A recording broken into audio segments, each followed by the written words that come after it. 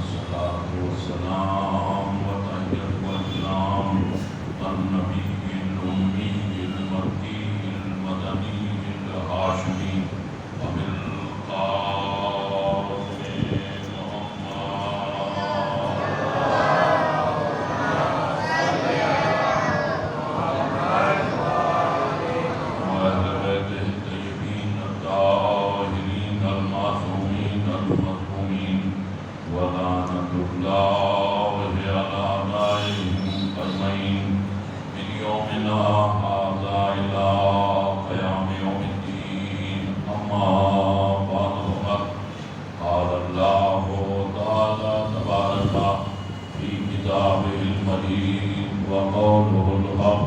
بسم الله الرحمن الرحيم هو الذي أرسل رسوله بالهدى ودين الحق ليظهره على الدين كله ولو كره المشركون صلاة محمد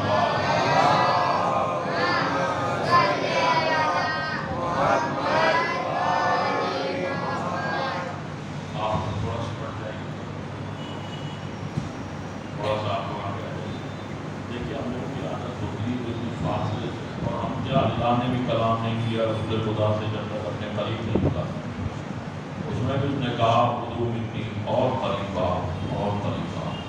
اب یہ خود بہتر جانتے ہیں آپ کہ جب اللہ کی قربت اختیار کرتا ہے تو پھر آپ کو کتنی دوری اختیار کرتے ہیں. فرش اللہ کی بہت فضیلت ہے, بڑا مقصد ہے فرش اللہ کا اور بڑا مرتبہ ہے فرش اللہ کا. اس فرش پر ملائکہ بھی بیٹھتے ہیں اور اس فرش پر معصومین بھی بیٹھتے ہیں. نہ جانے کہاں پر امام زمانہ تشریف رکھتے ہوں, نہ جانے کہاں سیدہ نساء العالمین تشریف رکھتے ہوں. یہ شرف صرف فرش عزا کو حاصل ہے کہ جہاں پر سب ایک جگہ آ کر کے بیٹھتے ہیں. آپ منصب پہچانے, مرتبہ پہچانے.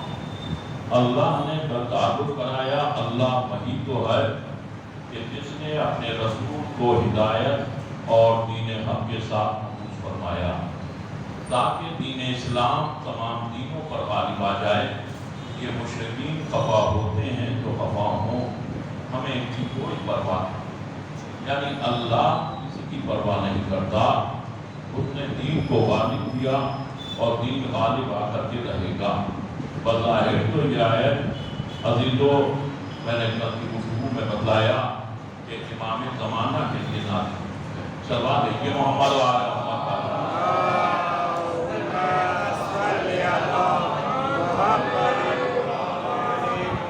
بات سے بلند سے بات دیکھیے محمد وعلی محمد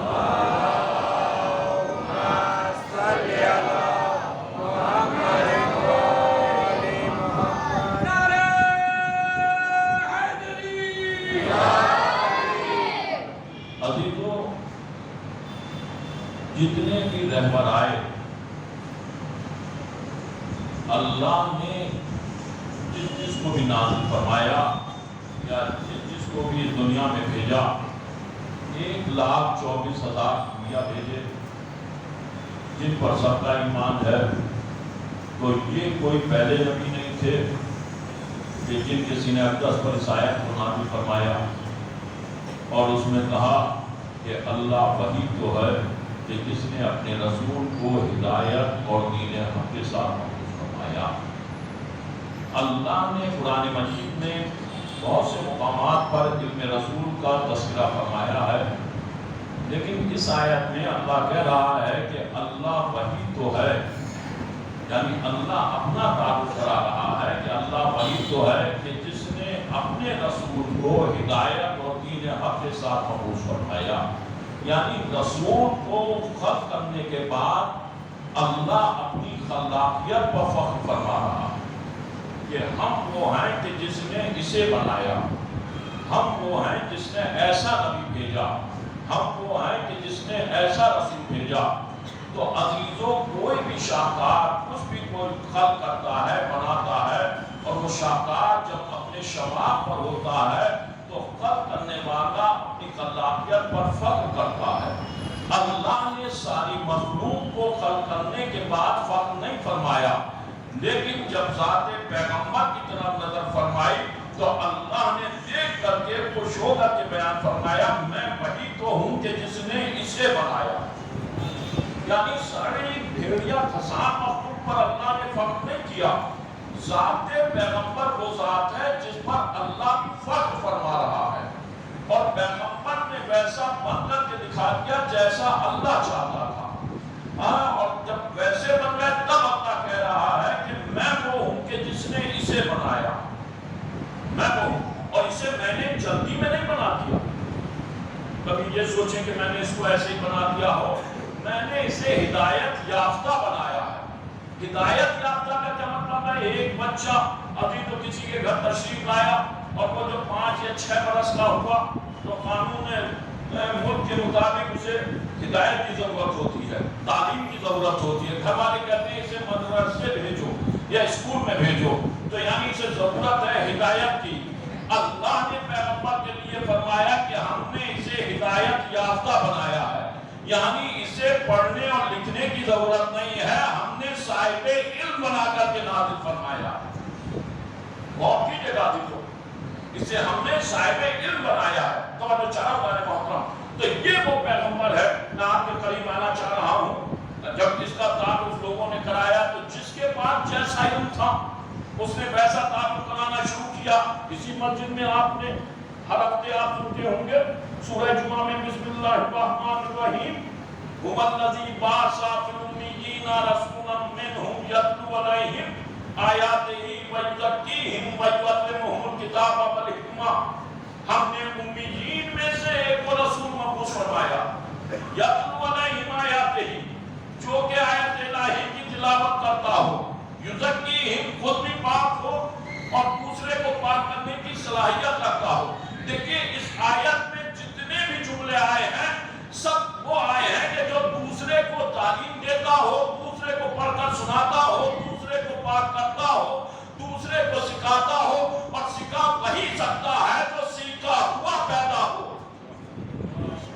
توجہ چاہتا ہے محترم، تھوڑا میں آسان کرنے کی کوشش کروں گا آپ کے قریب آنے کی عزیز ہو۔ وہی سکھاتا ہے، ایک بہت بڑی بحث ہے یہ، جس پر عزیز و تمام فرقوں میں اختلافات ہے۔ واحد ہمارے فرقے کے کہ جو اس بات کا دعویٰ کرتے ہیں پیغمبر صاحب علم تھے، خود پیغمبر نے رسول کافی میں حدیث و حدیث موجود ہے، فرمایا میں اس وقت بھی نبی تھا جب آدم کا خمیر کھودا جا رہا تھا، میں اس وقت بھی نبی تھا جب آدم کا پتلا بن رہا تھا، میں اس وقت بھی نبی تھا جب آدم کے پتلے کو سکھایا جا رہا تھا، میں اس وقت بھی نبی تھا جب تک آدم کا سجدہ نہیں ہوا تھا۔ آدم کو سجدہ کسی اور وجہ سے نہیں ہوا، جب انوار خمسہ کو نورانی جناب آدم کی پیشانی میں رکھ دیا تب اللہ نے کہا اب کرو اس کو سجدہ، اب کرو اس کو سجدہ، اب کرو اس کو سجدہ۔ سورہ بقرہ اٹھا کر کے پڑھ لیجئے، اللہ نے یہ پیغام پہنچا دیا کہ جب بغیر انوار خمسہ کے آدم رائے کے سجدہ نہیں بنا کرتے تو یہ 2 رکعت کا ملا بغیر محبت خمسہ کے کیسے نماز قبول کرا سکتا ہے؟ سوال ہے یہ محمد والے محمد کا۔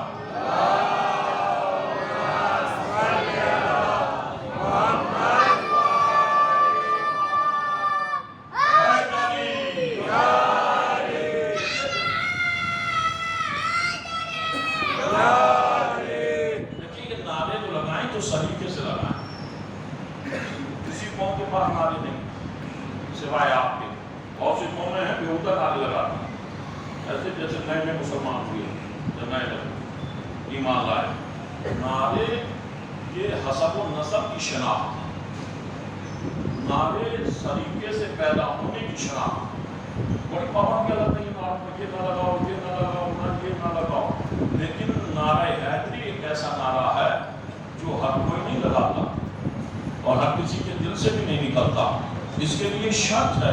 میں کچھ اپنی طرف سے نہیں کہہ رہا ہوں، علماء موجود ہیں، آپ پوچھئے گا ان سے، نہج بلاغہ کے حکم میں موجود ہے، یا علی اگر کسی کو، آپ دیکھیں مواد پڑھو اس لیے جو حدیث بیان کر رہا ہوں، اگر کسی کو کوہ احد کی برابر سونا دیا جائے اور اس سے کہا جائے کہ علی کی محبت دل میں بچا دو تو وہ بچا نہیں سکتا، اور اگر کسی کی گردن پر تلوار رکھی جائے اس سے کہا جائے کہ علی کی محبت دل سے نکال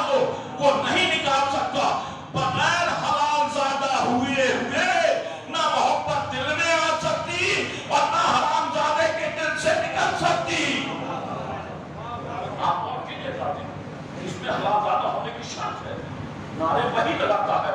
اب نعرے لگانے والوں کے لیے بیان فرمایا. آپ سنتے رہتے ہیں کہ جگہوں پر میں تو آپ تک بات پہنچا رہا ہوں. نعرے لگانے والوں کے لیے بیان فرمایا علامہ محسن نقوی نے. میرا عقیدہ ہے روز محشر فلک پر یہ اہتمام ہوگا.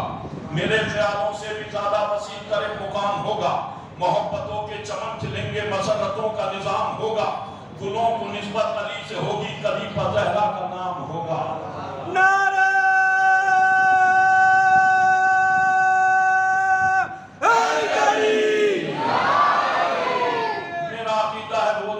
فلک پر یہ اہتمام ہوگا.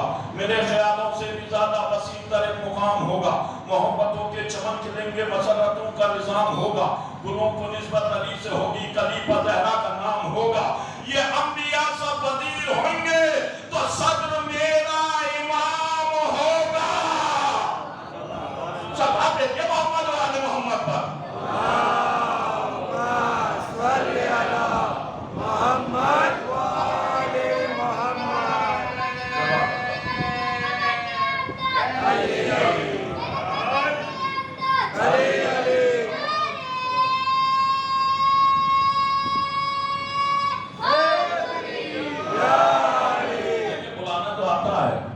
آپ کیسے خاموش رہتے ہیں. میں بھی بلا کر کے میں بھی آیا ہوں دلی دور سے آیا ہوں یوپی سے. یوپی میں بھی دلی سے بہت دور سے آیا ہوں. تو میں خاموش رہنے کے لیے نہیں آیا. جب میں 1 گھنٹہ بولتا رہوں اور آپ خاموشی سے سنتے رہیں اس لیے کہ بولیں گے تب پہچانے جائیں گے. انسان چھپا ہوا ہوتا ہے اپنی زبان کے لیے. بغیر بولے انسان پہچانا نہیں جائے گا. اور اگر چپ کی عادت پڑ گئی تو جب ہوگا آخری وقت میں نہیں تیرا رب کون تیرا نبی کون تو یہاں تو چپ والے تھے. کبھی موقع والے چپ بیٹھے رہتے ہیں تو بولتے نہیں. جب مولانا کے کہنے پہ نہیں بولو گے تو وہاں بھی مولانا بلوائے گا. وہ بھی سمجھائے گا وہاں پر. تو بولنے کی عادت ڈالنی ضروری ہے. بغیر بولے انسان سمجھ میں نہیں آتا. میرا عقیدہ ہے روز محشر فلک پر یہ اہتمام ہوگا. میرے خیالوں سے بھی زیادہ وسیع تر ایک مقام ہوگا. محبتوں کے چمن کھلیں گے مسرتوں کا نظام ہوگا. گلوں کو نسبت علی سے ہوگی خلیفہ زہرا کا نام ہوگا. یہ انبیاء سب وزیر ہوں گے تو صدر میرا امام ہوگا. مشیر معصومیت کے پادے کے عدل سے جن کو کام ہوگا. محبتوں کی ہوا چلے گی ہوا پہ حق کا پیام ہوگا. دیکھو کیسے بیٹھے رہتے ہیں. میرا عقیدہ ہے روز محشر فلک میں یہ اہتمام ہوگا. میرے خیالوں سے بھی زیادہ وسیع تر ایک مقام ہوگا. محبتوں کے چمن کھلیں گے مسرتوں کا نظام ہوگا. گلوں کو نسبت علی سے ہوگی خلیفہ زہرا کا نام ہوگا. یہ انبیاء سب وزیر ہوں گے تو صدر میرا امام ہوگا. مشیر معصومیت کے پادے کے عدل سے جن کو کام ہوگا. محبتوں کی ہوا چلے گی ہوا پہ حق کا پیام ہوگا. فدائے حب علی کی برسات کا جب احترام ہوگا. کہیں پر نعرے علی علی کے کہیں درود و سلام ہوگا.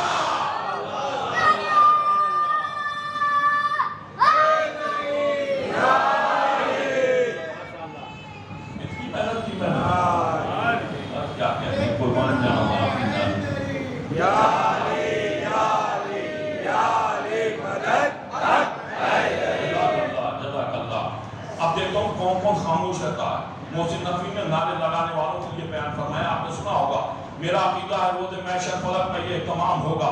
میرے خیالوں سے بھی زیادہ وسیع تر ایک مقام ہوگا. محبتوں کے چمن کھلیں گے مسرتوں کا نظام ہوگا. گلوں کو نسبت علی سے ہوگی خلیفہ زہرا کا نام ہوگا. یہ انبیاء سب وزیر ہوں گے تو صدر میرا امام ہوگا. مشیر معصومیت کے پادے کے عدل سے جن کو کام ہوگا.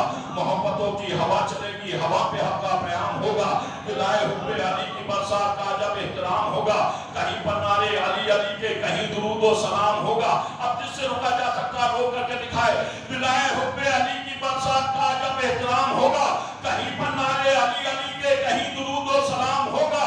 ہر ایک مہکش کے ہاتھ میں سلسبیل و کوثر کا جام ہوگا. مگر نعرہ دیے بغیر اسے منہ لگانا حرام ہوگا.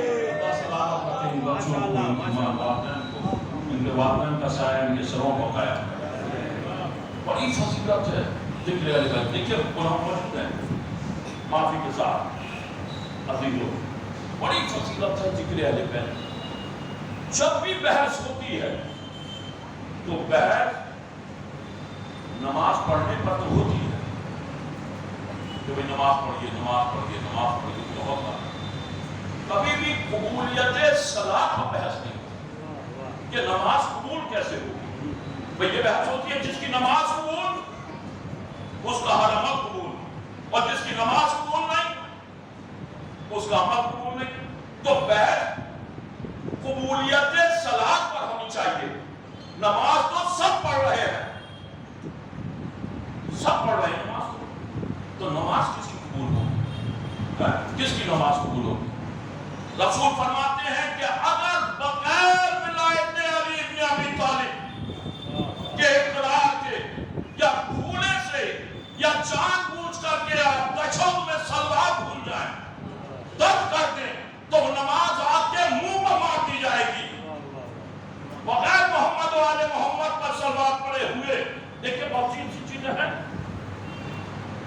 عبادت کے معنی کیا ہے میں آسان کرنے کی کوشش کر رہا ہوں عبادت کے معنی کیا ہے کس چیز کو عبادت کہتے ہیں آپ آئے آ کر کے کھڑے ہو گئے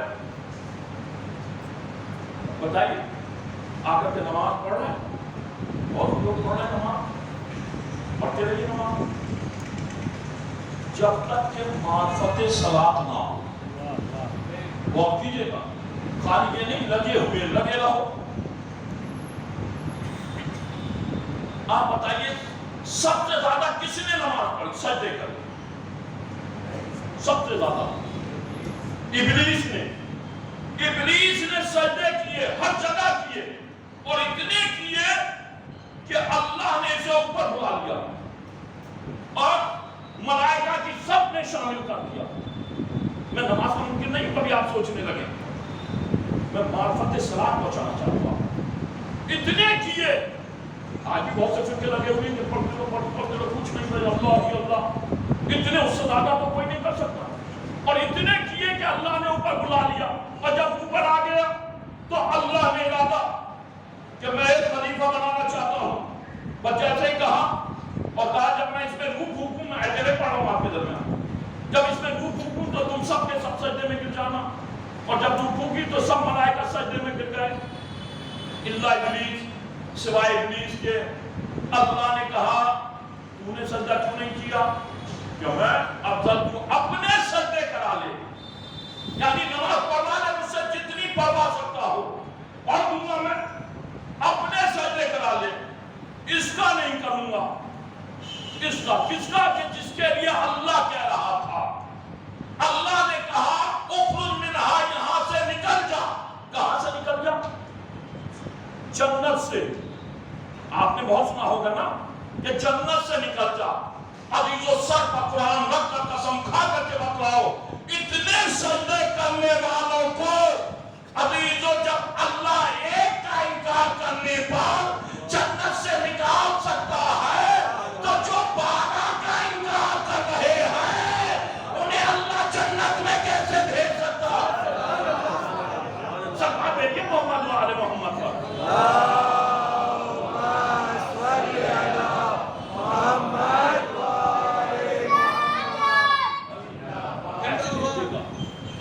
کس طریقے سے بھیجے گا اللہ آپ منصب پہچانے معرفت پہچانے آپ معرفت حاصل کریں اہل بیت علیہ السلام یا اہل بیت کس منصب پر امیین میں سے ایک محمد رسول بنایا امید کے معنی میں اس کو بحث نہیں کر رہا ہوں انپڑھوں میں سے ایک رسول بنا سب نے ترجمہ کیا بات مختصر سی جلدی میں اس کی بات پہنچاتا ہوں آپ تک عزیزوں ایک کو رسول بنایا کون امی اب امی کے معنی جس نے دیے اپنے حساب سے معاذ اللہ امی کے معنی ان پڑھ کے پڑھے لکھے نہیں تھے چاہے انہوں نے ایک کو رسول بنایا نقل کفر نباشر جبکہ ہمارے یہاں یہ ارادہ نہیں ہے نہ ہمارے یہاں یہ ترجمہ ہے ہمارے یہاں تو یہ علماء کرام نے جو ترجمہ کیا ہے وہ یہ کیا کہ امی کے معنی جب زمین کا فرش بچھایا گیا تو چونکہ ابتدا شہر مکہ کی خانہ کعبہ کی زمین سے ہوئی تھی علماء بیٹھ کے تفسیر پوچھئے گا عزیزو شہر مکہ زمین خانہ کعبہ سے ابتدا ہوئی تھی تو جہاں سے ابتدا ہوئی اس کے بعد ساری زمینوں کو बिछाया गया।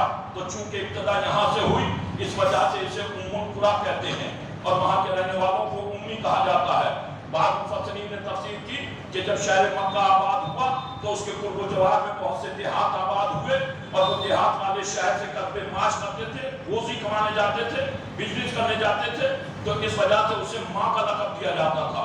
जैसा कि अजीजों, कोई गुजरात का रहने वाला उसे गुजराती कहा जाता है, हम रामपुर के रहने वाले हमें रामपुरी कहा जाता है, कोई नौगावे का रहने वाला उसे नौगावी कहा जाता है, कोई दिल्ली का रहने वाला उसे दिल्ली कहा जाता है, कोई हरदोई का रहने वाला उसे हरदोई वाला कहा जाता है, कोई लखनऊ का रहने वाला उसे लखनवी कहा जाता है। अब लखनऊ में पढ़े लिखे भी हैं, जाहिल भी हैं, दिल्ली में पढ़े लिखे भी हैं, जाहिल भी हैं, रामपुर में पढ़े लिखे भी हैं, जाहिल भी हैं, उसी तरीके से गुजरात में पढ़े लिखे भी हैं, जाहिल भी हैं। इसी तरीके से शहर मक्का में रसूल खुदा जैसा पढ़ा लिखा भी मौजूद था, अबू जहल जैसा जाहिल भी मौजूद था। अब ये अपनी अपनी मार्फत की बात है, कोई किसी को रहबर मान ले, कोई किसी को रहबर तस्लीम कर ले। मैं आपके करीब आ रहा हूं, देखो आप कैसे खामोश रहते हैं। अभी इन्होंने कहा कि वो पढ़े लिखे नहीं, फौरन इसी आयत में आगे कदम बढ़ाया, यतलू अलैहिम आयातिही, जो कि आयत इलाही की तिलावत करते हो। अब बताइए कोई पढ़ा लिखा नहीं है तो वो तिलावत कैसे करेगा? और आयत इलाही का लफ्ज है, कुरान का लफ्ज नहीं है। आयत का मतलब यह है जो कुछ अल्लाह ने नाजिल फरमाया, यानी जो वजूद खुदा पर दलालत करे उसे आयत कहते हैं। सिर्फ ये नहीं कि कुरान की तिलावत करे, तौरात, ज़बूर, इंजील, सूफ़ अंबिया, ये जो कुछ भी है उसकी तिलावत करता हो।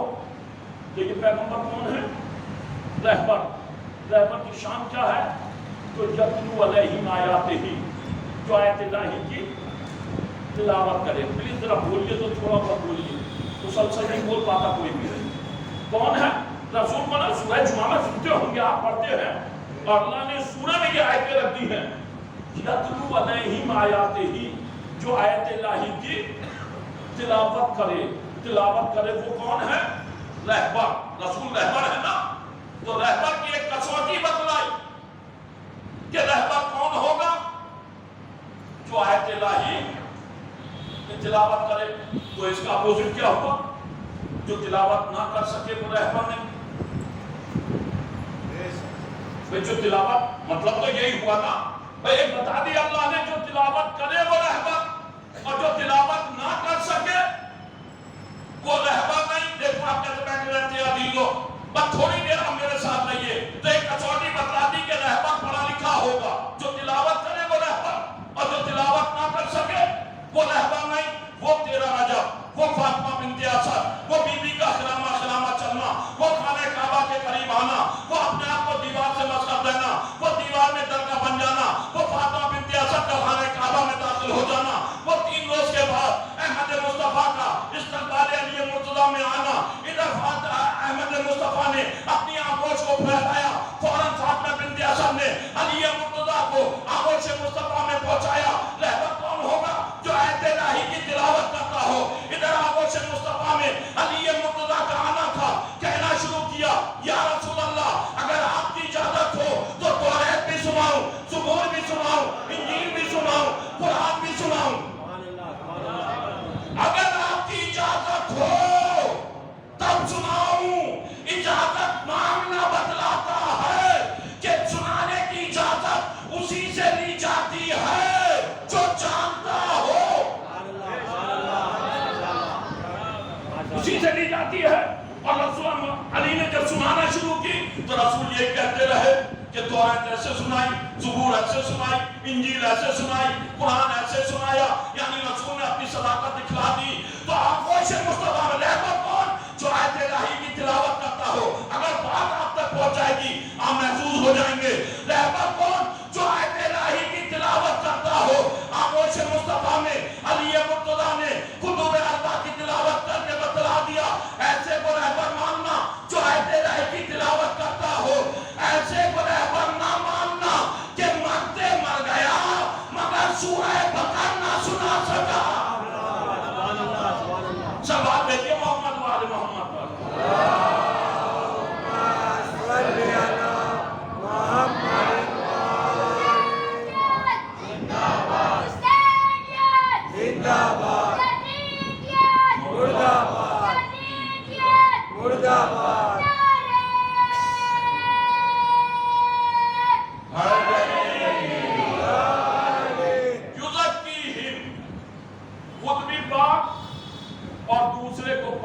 کرنے کی صلاحیت رکھتا ہو. اب اگر کوئی خود نجس ہے تو وہ دوسرے کو پاک کیا کرے گا؟ اور یہ کس کی شان ہے؟ رہبر کی. رہبر وہ ہوگا جو خود بھی پاک ہو اور دوسرے کو پاک کرنے کی صلاحیت رکھتا ہو. صلاحیت رکھتا ہو. بعد پیغمبر دوسرا زمانہ بیٹا مجرم عبداللہ اس نے ڈرنک کر لی. سمجھ گئے آپ کون سا زمانہ تھا؟ دوسرا زمانہ. اس نے ڈرنک کر لی عبداللہ نے. اسے احساس جرم ہوا. رہبر کون؟ خود بھی پاک اور دوسرے کو پاک کرنے کی صلاحیت رکھتا ہو وہ رہبر. اسے احساس جرم ہوا عبداللہ کو. یہی وہ عبداللہ ہے جو جناب مختار کا کہنوئی بھی تھے. یہی عبداللہ دوسرے زمانہ خلافت کا دوسرا دور چل رہا. اس نے ڈرنک کر لی, شراب پی لی. اسے احساس جرم ہوا. جب احساس جرم ہوا تو اس نے کہا کہ مجھ پر حد جاری ہو جائے تاکہ میں آخرت کے عذاب سے بچ جاؤں.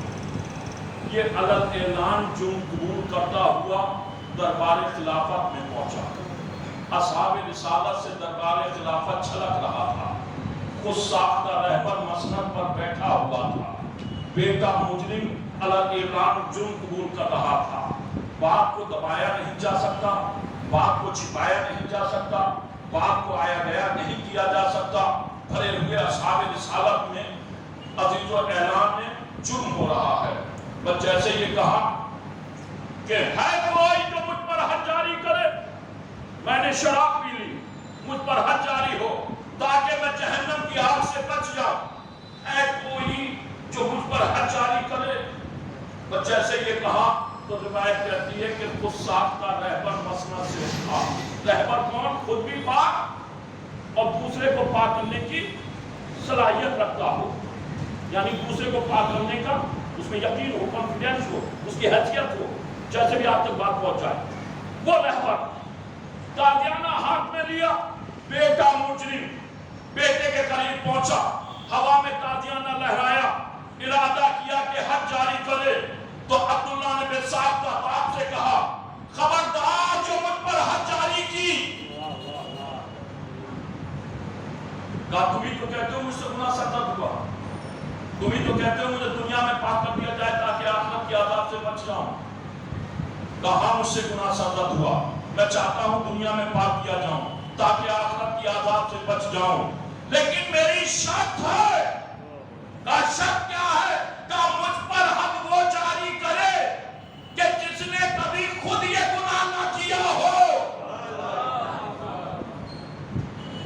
جس نے کبھی خود یہ گناہ نہ کیا ہو مجھ پر حد وہ جاری کرے. بس جیسے یہ جملہ کہا کاش آپ تک یہ بات پہنچ جائے. جزت کی ہم خود بھی پاک دوسرے کو پاک کرنے کی صلاحیت رکھتا ہو وہ رہبر. بس جیسے یہ کہا تو خود ساختہ رہبر کے ہاتھوں میں لاشا پیدا ہو گیا, کانپنے لگے. تازیانہ ہاتھ سے چھوٹ کر کے گر گیا. واپس جا کر کے مسند پر بیٹھ گیا. مولانا توجہ فرمائیے گا.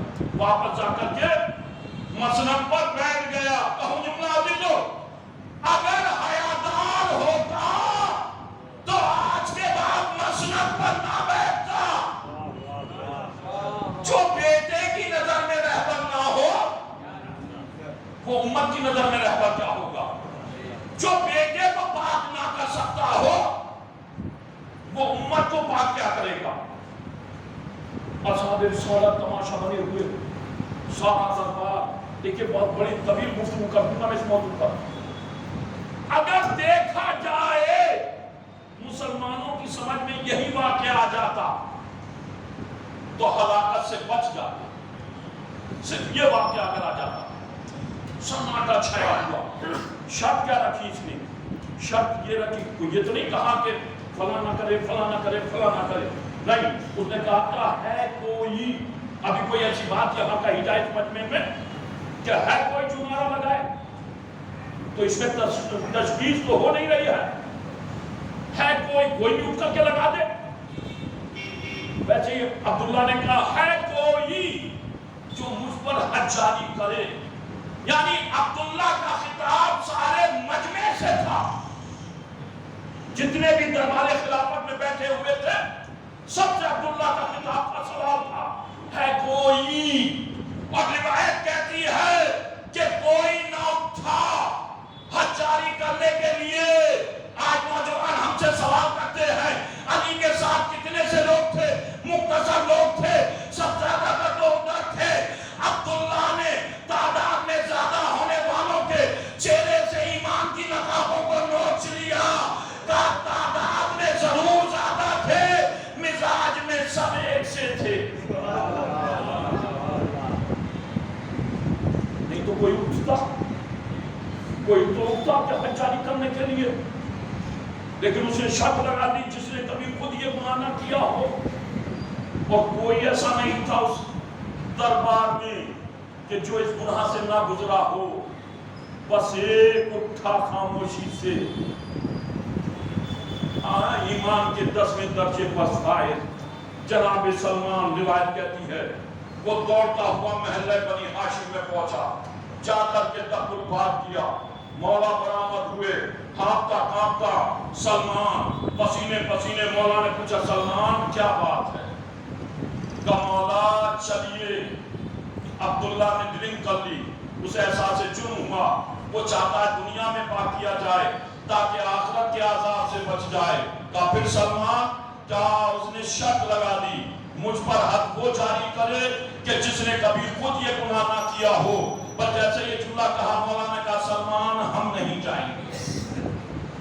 توجہ چاہنا ہوتا محترم غور سے سنیے گا، سلمان ہم نہیں جائیں گے۔ کبھی آپ کے ذہن میں یہ سوال آیا کہ سلمان میں درجے پر کیوں فائز تھے؟ سب سے زیادہ درجات سلمان کو کیوں ملے ایمان کے؟ کبھی سوچا؟ سلمان نبض امیر المومنین جانتا تھا، یہ الگ بحث ہے اگر اس پر بحث کی جائے۔ پر جیسے ہی مولا نے کہا سلمان ہم نہیں جائیں گے تو سلمان نے فوراً دوسرا جملہ کہا مولا اسلام پر وقت پڑا ہے۔ آنے والا مورخ تحریر کر دے گا، رائٹر تحریر کر دے گا، وہ کیا جانے کہ غازی جو رہبر جائز تھا یا ناجائز تھا، حقدار تھا یا نہ حقدار تھا۔ وہ تو یہ لکھ دے گا کہ اسلامی رہبر ایک مجرم پر حج جاری نہ کر سکا، بدنامی اسلام کی ہوگی۔ جو لوگ کہتے ہیں مولا کیوں جاتے تھے، مشورے دینے کس لیے جاتے تھے، کیا ضرورت تھی؟ اسلام کی آبرو بچانے کے لیے، رہبر کی تصدیق کرنے کے لیے نہیں جاتے تھے۔ جو میں پہنچانا چاہتا ہوں آپ کا غور سے سنیے گا، یہ نہیں جو لوگ کہتے تھے نوجوان بھائی آپ کو کیا پڑی ہے، مولا نے تو فلاں جب کا مشورہ دیا، مولا فلاں سطح پر پہنچ گئے، فلاں مسئلے پر پہنچ گئے۔ آپ روئے اسلام بچانے کے لیے ایک غیر آدمی دیکھے گا، وہ کہے گا کہ بھئی یہ کیسے، یہ تو کیسا رہبر ہے، بہت سے واقعات ایسے آ جاتے ہیں۔ اور جیسے یہ کہا مولا اسلام پر وقت پڑا ہے، توجہ چاہوں رہبر کون؟ خود بھی پاک، دوسرے کو پاک کرنے کی صلاحیت رکھتا ہو۔ پر جیسے کہ اسلام پر وقت پڑا ہے تو مولا نے کہا سلمان پھر تنہا ہم نہیں جائیں گے، ہمارا بیٹا حسن بھی جائے گا، ہمارا بیٹا حسین بھی جائے گا۔ مولا بتلانا چاہتے ہیں تنہا میں رہبر نہیں ہوں، میری نسل میں جتنے ہیں سب رہبر ہیں۔ صلوات بھیج دیجئے محمد و آل محمد پر۔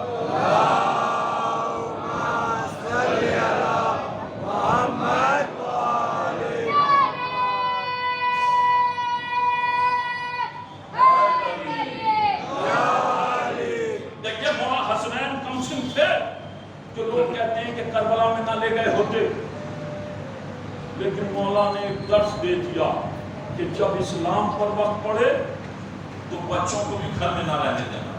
میں وہ باتیں آپ کے ذہن میں ڈال رہا ہوں، آپ سنیے گا۔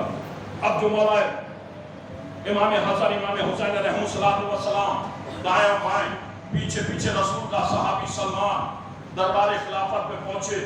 جیسے مولا نے قدم رکھا، اصحاب رسالت سے دربار خلافت چھلک رہا تھا، خود ساتھ کا رہبر مسند پر بیٹھا ہوا تھا۔ مولا کو آتے ہوئے دیکھا تو وہی جملہ کہا اگر آپ نہ ہوتے۔ یہاں پر زیادہ اتحاد کا اثر ہے کیا موقع میں؟ تم سب موقع میں اتحاد کا زیادہ اثر چل رہا کیا؟ اگر آپ نہ ہوتے، مولا نے فوراً کہا کیا ماجرا ہے، کیا مطلب ہے؟ फौरन दूसरे साहब उठते, मौला ये अब्दुल्ला खड़ा हुआ, इससे गुनाह सरजद हो गया, इसने ड्रिंक कर ली। का फिर कैसे एहसास जुर्म हुआ? का फिर कि ये चाहता दुनिया में पाक कर दिया जाए। फिर क्या मतलब? का ये चाहता मुझ पर हज जारी हो। का फिर वजह से कहा तो खामोश, किसी ने हज जारी नहीं की। मौला हम और हद, काश आप ज़बान से वाकिफ होते। मौला हम और हद।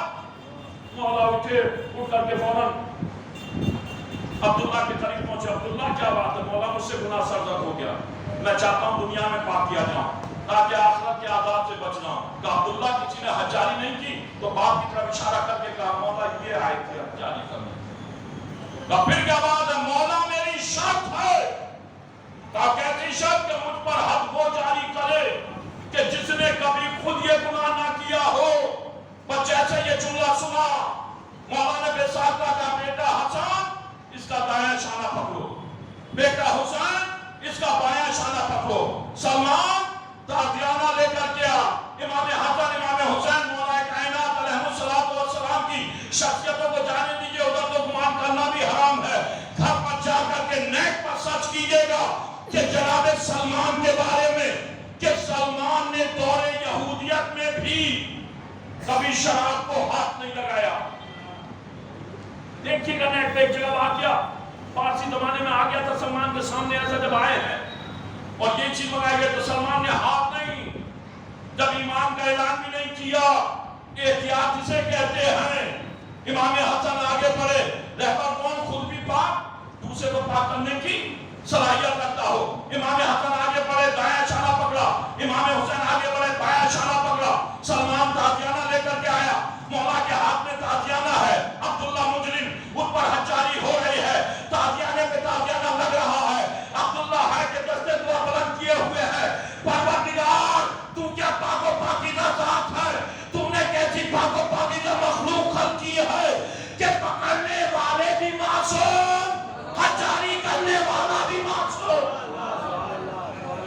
सब आप देते मोहम्मद वाले मोहम्मद पर।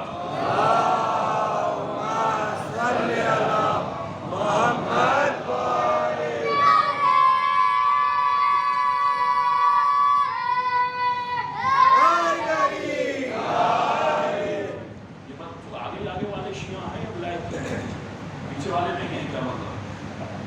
वैसे ये भी चल रहा है ना आजकल। मैं शर्म में कुछ नहीं कभी सोच रहा हूँ, कुरान कह रहा, मैं नहीं कह रहा हूँ। बिस्मिल्लाहिर्रहमानिर्रहीम यौमा नदउ नासिब इमामी,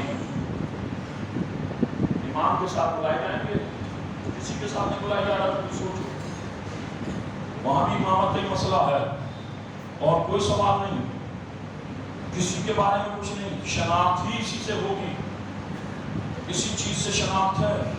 तो कौन रहबर कौन? यतलू अलैहिम आयातिही व युज़क्कीहिम व युअल्लिमुहुमुल किताब वल हिकमा, जो किताब और हिकमत की तालीम देता हो वो रहबर होगा।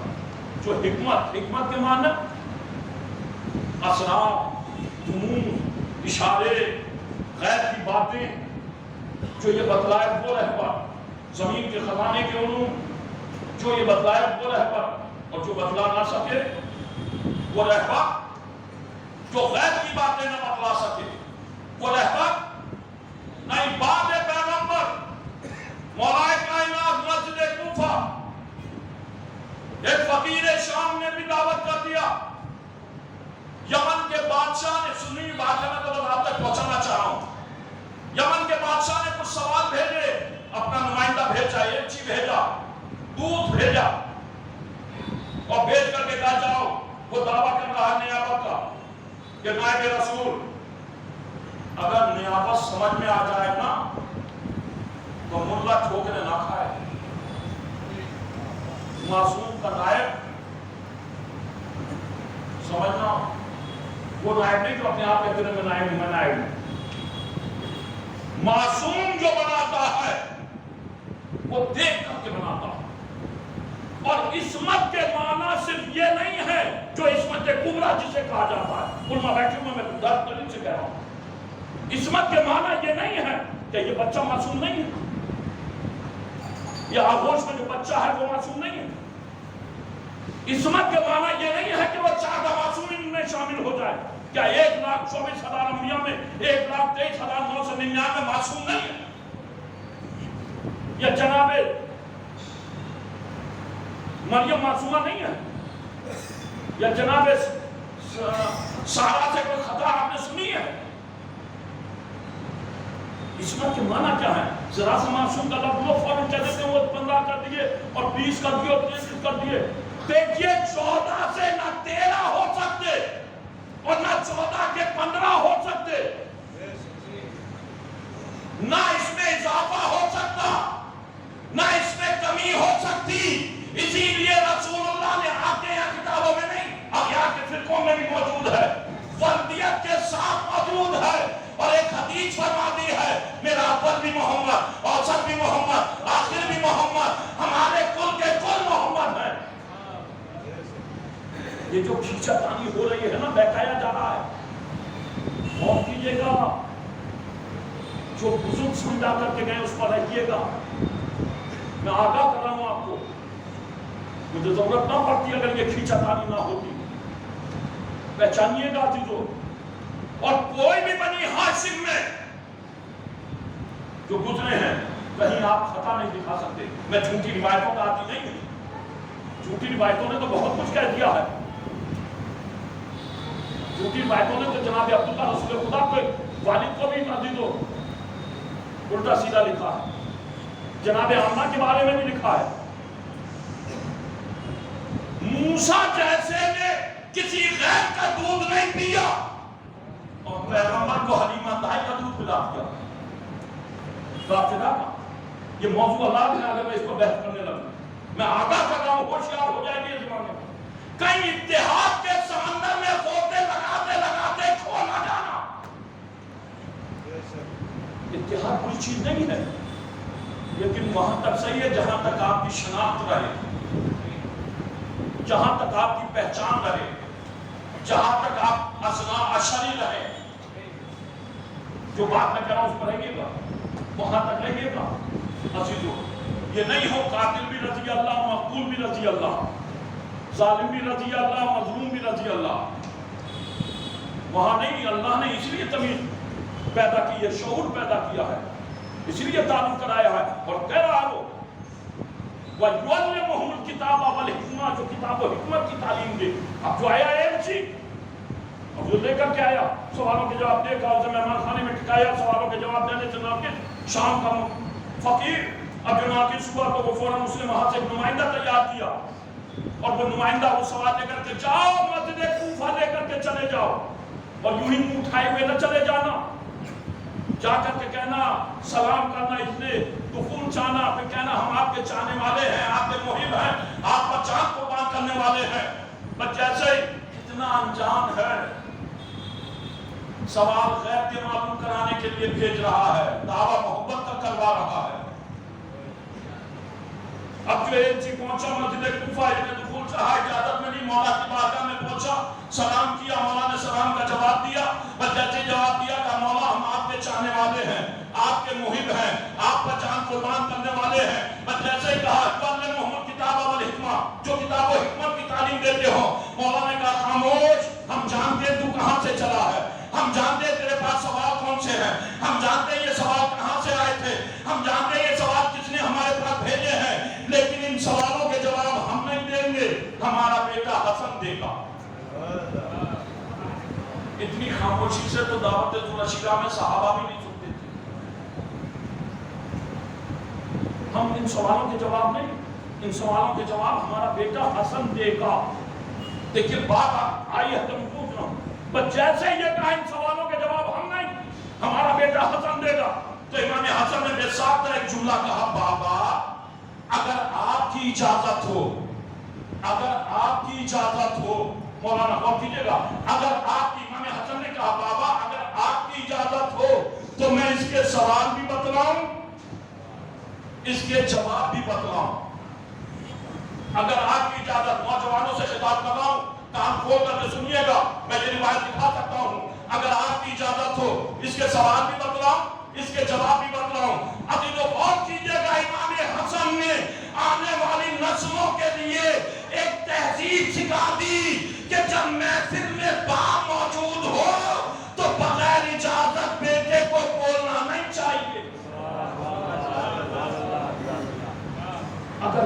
इजाजत हो।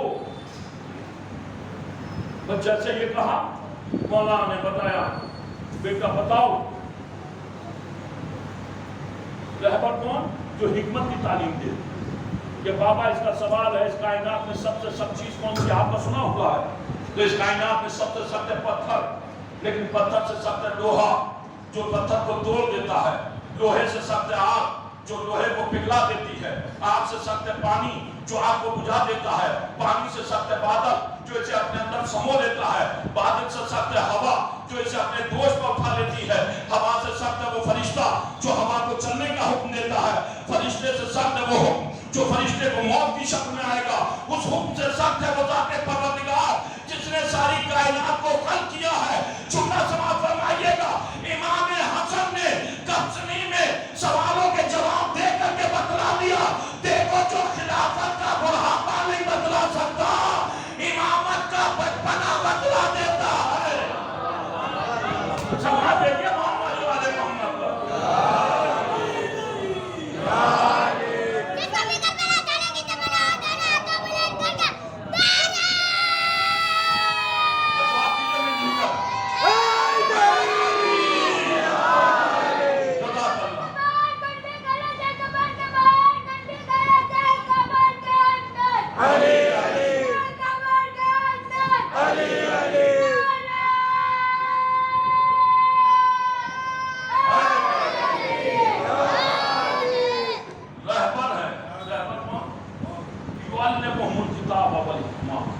जो किताबों हिकमत, बस एक बात उसके बाद आपकी इबादत तमाम, जो किताबों हिकमत की तालीम दे। देखिए मैं जरा कुछ आपके करीब आऊं, फिर खास करके उलमा इकराम गौर करें। हिकमत के एक माना मौलाना, हिकमत के माना यही नहीं है कि बस ये आप नॉलेज और ये सब देखिएगा डिक्शनरी में, नेट पर सर्च कीजिएगा। हिकमत के एक माना है मुस्तहकीन के हुकूक अदा करना।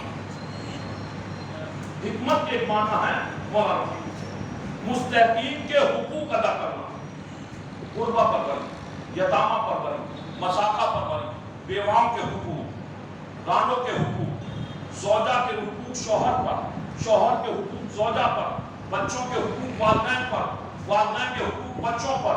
और कुरान कहता है रहबर वो होगा जो मुस्तकीम के हुकूक अदा करता हो। गौर कीजिएगा, रहबर कौन होगा? जो मुस्तकीम के हुकूक अदा करता हो।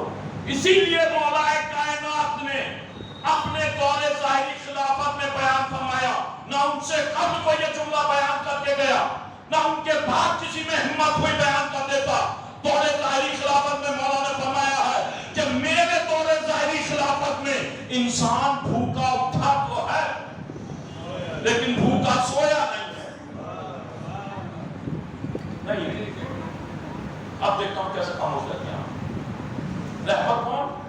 जो मुस्लिमीन के हुकूक अदा करता।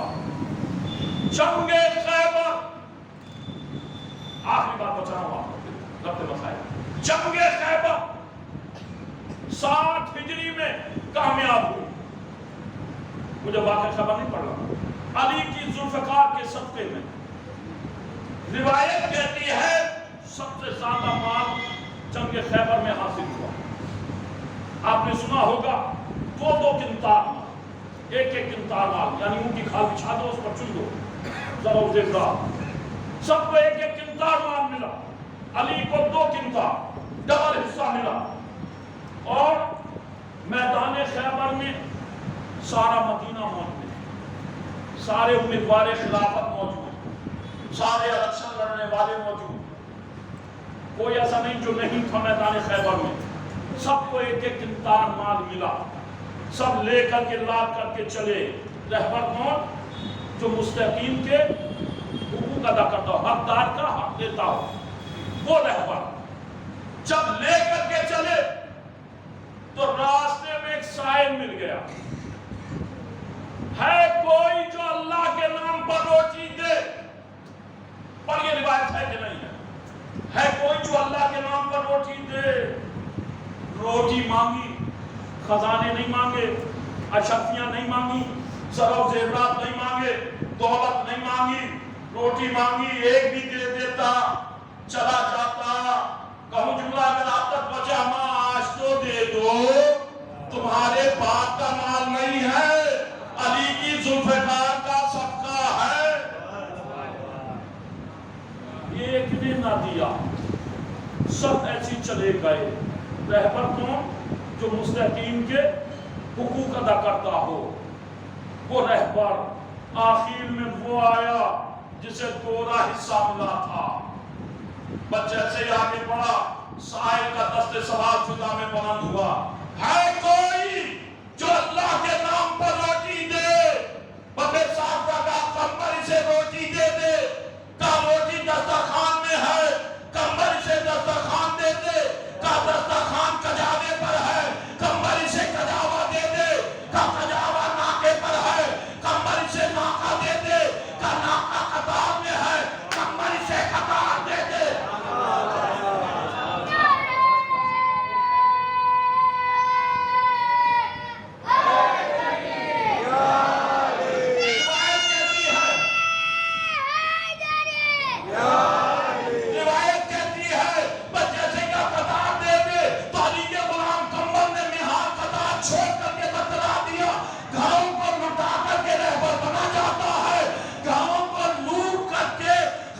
بن سکتے ہو، رہبر نہیں بن سکتے۔ صلوات بھیجیے محمد والے محمد پر۔ اللہم صلی علی محمد وآل محمد۔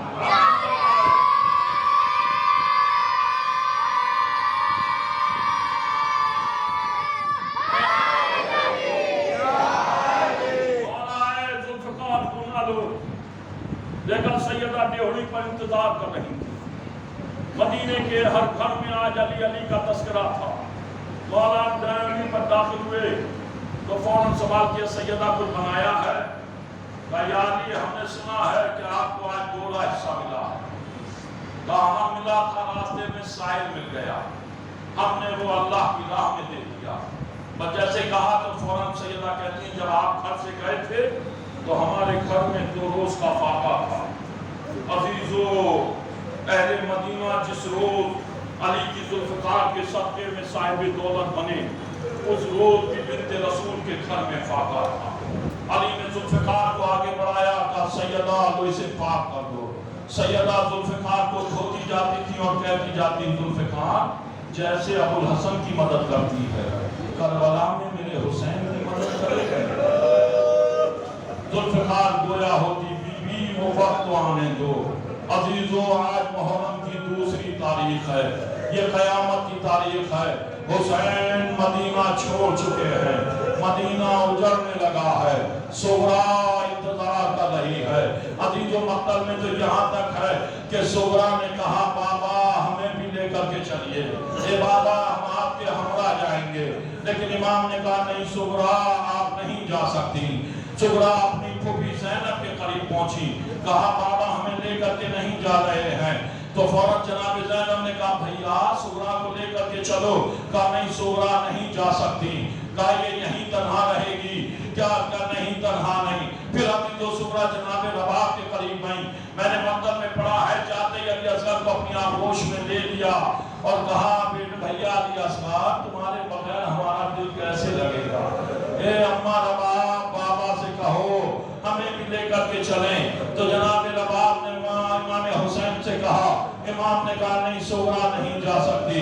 مقتل میں یہاں تک ہے کہ جناب صغرا اس وقت ام سلمہ کا سامان بن گیا تھا، کربلا جانے کے لیے ام سلمہ تیار تھی، لیکن جب صغرا پہنچی نانی ام سلمہ سب سفر پر جا رہے ہیں، ہمارا تنہا دل نہیں لگے گا، اے نانی بابا جان سے کہیے ہمیں بھی لے کر کے چلیں۔